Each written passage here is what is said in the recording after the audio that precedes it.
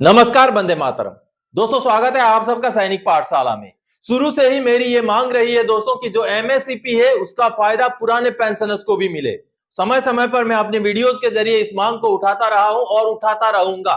और मेरी आग्रह है, मेरी गुजारिश है सभी पूर्व सैनिकों की संस्थाओं से भी, और जो हमारे यूट्यूबर्स या ऐसे कोई जो मान्यवर व्यक्ति हैं उनसे भी मेरी गुजारिश है कि वो भी इस मुद्दे को उठाए। क्योंकि अगर एमएससीपी का फायदा पुराने पेंशनर्स को नहीं मिलता है तो ओआरओपी भी कहीं ना कहीं मीनिंगलेस है। तो आज का जो वीडियो है दोस्तों, मेरे हाथ में आरटीआई का जवाब है, साथ ही साथ रिकॉर्ड ऑफिस के 2 लेटर्स भी है। इन लेटर्स और इस आरटीआई के जवाब के बेस पर आज मैं आप सबको कुछ जानकारियां दूंगा और किस तरीके से आरटीआई का जवाब में भी जो एक रिकमेंडेशन की कमेटी की रिपोर्ट थी, उस रिपोर्ट में भी यह माना गया है कि एमएससीपी के बगैर ओआरओपी में कोई भी जस्टिफिकेशन नहीं हो सकता। तो चलिए आगे बढ़ते हैं दोस्तों। जैसे आप बोर्ड पर देख पा रहे हैं कुछ पॉइंट्स, मैं इस हिसाब से आगे बढ़ूंगा।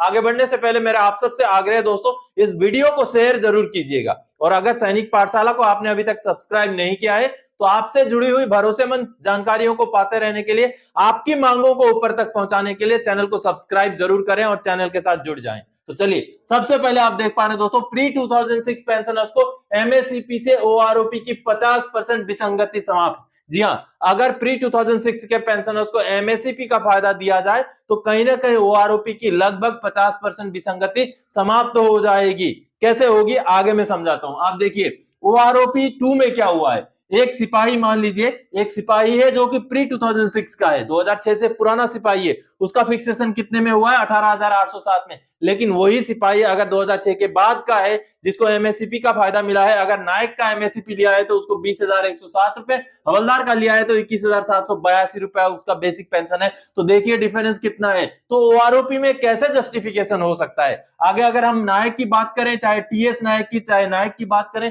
17 साल की, तो 20,107 रुपए प्री 2006 वाले को मिला है। लेकिन 2006 से बाद वाले को कितना मिला है? 21,782, अगर वो हवलदार का एमएससीपी ले रहा है तो। बंदा वही है, सर्विस उतना ही है, लेकिन एक है प्री 2006 का, एक है पोस्ट 2006 का, जिसकी वजह से एमएससीपी का फर्क हो जाता है और इतना ज्यादा पेंशन में डिफरेंस हो जाता है। अगर हवलदार की बात करें तो हवलदार जो 2006 से पुराना है वो 24 साल सर्विस में 22,257 रुपए आज के डेट में बेसिक पेंशन ले रहा है। लेकिन वही हवलदार 2006 के बाद का है जिसको एमएससीपी नायब सूबेदार मिला है तो उसको मिला है 24,825 रुपए। तो रैंक में जब कोई फर्क नहीं है तो पेंशन में फर्क कैसे हो सकता है? तो ये 1 रैंक 1 पेंशन कैसे हो सकता है? चलिए आगे मैं बताता हूं। ये रिपीटेड प्रोसेस है। ओआरओपी 1 में हुआ, ओआरओपी 2 में हुआ, ओआरओपी 3 आएगा वहां भी यही होगा, 4 आएगा यही होगा, जितने भी ओआरओपी आएंगे इसी तरीके से विसंगति होती रहेगी। रैंक तो सेम रहेगा लेकिन रिटायरमेंट के डेट की वजह से, एक मान लीजिए, एक खुदा ना खास्ता एक एग्जांपल मैं देता हूं। एक मान लीजिए सिपाही है जो 31 दिसंबर 2005 को रिटायर होता है और एक सिपाही है 31 जनवरी 2006 को रिटायर होता है, यानी कि 1 महीने का डिफरेंस। तो उनका पेंशन में देखिए कितना डिफरेंस होगा। तो ये कहीं भी जस्टिफाइड नहीं हो सकती है। और जैसे ही आगे ओआरओपी जितने भी आएंगे, हर ओआरओपी में ये विसंगति जो है कैरी ऑन होती जाएगी, जिस वजह से इस विसंगति को दूर करना बहुत ज्यादा महत्वपूर्ण है। इसलिए मैं बोल रहा हूं कि अगर ये एमएससीपी का मुद्दा अगर सॉर्ट आउट कर दिया जाए तो 50% विसंगति की जो है ओआरओपी खत्म हो जाएगी। अब दोस्तों यहां पर मैं आपको बता दूं, 2006 के बाद के भी कई सारे ऐसे रिटायरीज हैं जिनको एमएससीपी का फायदा नहीं मिला है लागू होने के बावजूद भी। लेकिन जब वो सैनिक पाठशाला से जुड़ते हैं, जब वो कार्रवाई करते हैं तो उनको उसका फायदा मिलता है। अब ये जो लेटर आप देख पा रहे हैं, ये एक लेटर है जो पेंशनर जब पता चलता है कि उनको एमएससीपी लागू है तो उन्होंने ग्रीवेंस डाला सीपी ग्राम्स में। अब जाकर के जैसे आप देख पा रहे हैं रिकॉर्ड ऑफिस ने स्पर्श के जरिए उनका केस प्रोसेस कर दिया, एमएससीपी का पार्ट 2 ऑर्डर करके उसको पीओआर में भेज दिया और स्पर्श में उसको अपडेट कर दिया। जो अब जो पेंशनर है उन्होंने भी ये जानकारी दी है कि उनका पीसीडीए में केस पहुंच चुका है और उनका कोरिजेंडम पीपीओ जारी होने वाला है। अगला ये लेटर आप देख पा रहे हैं जिसमें जब पेंशनर ने ग्रीवेंस डाला, वो भी सेम केस है दोस्तों, उनको लागू है लेकिन नहीं मिला है। वो जनवरी 2009 के रिटायरी हैं, लेकिन जब वो ग्रीवेंस डालते हैं तब जाकर के रिकॉर्ड ऑफिस की तरफ से यूनिट को लेटर लिखा जाता है कि आप इन पेंशनर का ये डॉक्यूमेंट्स हमें भेजिए ताकि उनका एमएससीपी का केस जो है हम प्रोसेस करें। और पेंशनर को भी बोला जाता है कि आप यूनिट से लाइजन करें और ये डॉक्यूमेंट भिजवाने में मदद करें ताकि आपका एमएससीपी का जो है पार्ट 2 ऑर्डर हो सके। तो ये तो थी बात उनकी जिनको एमएसपी लागू है लेकिन नहीं मिला है। लेकिन अब मैं बात करता हूं 2006 से पुराने पेंशनर्स का। अब दोस्तों ये आरटीआई का एक जवाब है, जिस आरटीआई के जवाब में ओएमजेसी का रिपोर्ट को सार्वजनिक किया गया था। अब क्या कहता है ये ओएमजेसी का रिपोर्ट, देखिए ओएमजेसी के रिपोर्ट में एमएसपी का फायदा सभी को देने की बात कही गई है। जी हां, ओएमजेसी ओआरओपी की विसंगति के ऊपर जो वन मैन जुडिशियल कमेटी बनी थी उसका जो रिपोर्ट सामने आया है आरटीआई के हवाले से, वो क्या कहता है एमएसपी के ऊपर, वो दिखाता हूं मैं आपको, चलिए उसको देखते हैं। दोस्तों ये एक लेटर है जो कि आरटीआई का जवाब है। जो आरटीआई ओआरओपी से जुड़ा हुआ आरटीआई है, बेहद महत्वपूर्ण आरटीआई है, और इसका जो जवाब दिया है ये पीसीडीए ने दिया है, जैसे आप देख पा रहे हैं। अब ये जो आरटीआई जुड़ा हुआ था, जैसे आप देख पा रहे हैं, copy of OMJC recommendations is enclosed herewith, यानी कि वन मैन जुडिशियल कमिटी जो बनी थी ओआरओपी के विसंगतियों के संदर्भ में, उसका जो रिकमेंडेशन है उसको इस आरटीआई के जरिए भेजा गया था जो याचिका करता है उनको।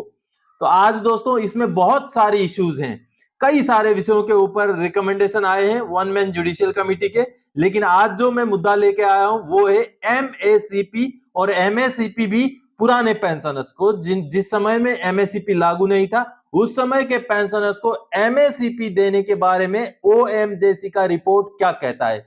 चलिए मैं आपको कंसर्न पेज में लेके चलता हूं जहां पर ओएमजेसी ने जो एमएससीपी है उसके बारे में रिकमेंडेशन क्या है। यहां आप जैसे देख पा रहे हैं कई सारे मुद्दे हैं, कई सारे विषयों के ऊपर ओएमजेसी के जो है कमेंट थे, ओएमजेसी के जो रिकमेंडेशन थे, लेकिन जो मूल मुद्दा है जिसके बारे में मैं बात कर रहा हूं वो है एमएससीपी। तो चलिए एमएससीपी के बारे में बात करते हैं। ये जो 19 नंबर पेज आप देख पा रहे हैं, अब इस 19 नंबर पेज में जैसे आप देख पा रहे हैं, there is no dispute that ever since the MSCP was introduced with different connotations, और आगे बहुत सारी चीजें एमएससीपी के बारे में लिखा हुआ है, और साथ ही ये लिखा हुआ है ओआरओपी के ऊपर भी ये लिखा हुआ है इस रिपोर्ट में कि अगर पुराने पेंशनर्स को अगर नए पेंशनर्स से कम पेंशन मिले एमएससीपी की वजह से तो ओआरओपी का कोई मतलब नहीं बनता। ये सारी बातें इस रिपोर्ट में लिखा हुआ है, लेकिन जो रिकमेंडेशन है, जो इस कमेटी का ओएमजेसी का रिकमेंडेशन है वो इस पैराग्राफ में है जिसको आपको समझने की जरूरत है, और पुराने पेंशनर्स को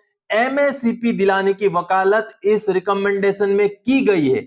यहां पर जैसे आप देख पा रहे हैं, ये देखिए देयरफॉर, यानी कि ऊपर जो बातचीत हुई एमएससीपी के बारे में जो चीजें बताई गई उसके बाद ये जो कमेटी क्या बोलती है, it is recommended that wherever the concept of MSCP is prevailing at present for any ranks in the armed forces, ex-servicemen who retired in those ranks may be extended the benefit of MSCP by subjecting them to the same conditions as are applicable under the concept. It is, however, felt that in case an ex-serviceman is found eligible to be extended the benefit of the MSCP, the arrears in that behalf can be reckoned only from the date on which the OROP came into force. Lost if becomes a windfall for them and an undue burden on the state exchequer.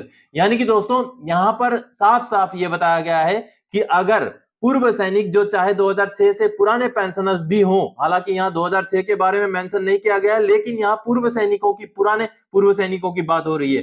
तो अगर कोई पूर्व सैनिक जो terms and criteria जो meet करता है MSCP का, यानी कि अगर उसने सिपाही में अगर 8 साल सर्विस किया है तो नायक का एमएससीपी 16 किया है, तो हवलदार का एमएससीपी अगर 24 करके आया है तो नायब सूबेदार का एमएससीपी उनको दिया जाए, उनको भी इस फैसिलिटी को एक्सटेंड किया जाए अगर वो एलिजिबल है, तो जो यहाँ पर इस लाइन में लिखा हुआ है। और दोस्तों साथ ही साथ रिकमेंडेशन में ओएमजेसी ने ये भी बोला है कि बेशक उनको पुराना एरियर ना मिले, मान लीजिए कोई अगर 1990 से एमएससीपी का हकदार होता है तो 1990 से लेके अभी तक अगर सरकार को एमएससीपी का जो है एरियर देना पड़े तो सरकार के लिए ये, जैसे वो लास्ट लाइन ये दिया गया है कि ये बर्डन हो जाएगा, तो इसलिए बेशक उनको एमएससीपी का एरियर ना दिया जाए, लेकिन उनको एमएससीपी का लाभ जब से ओआरओपी लागू होता है तब से उनका करंट पेंशन में कम से कम दिया जाए।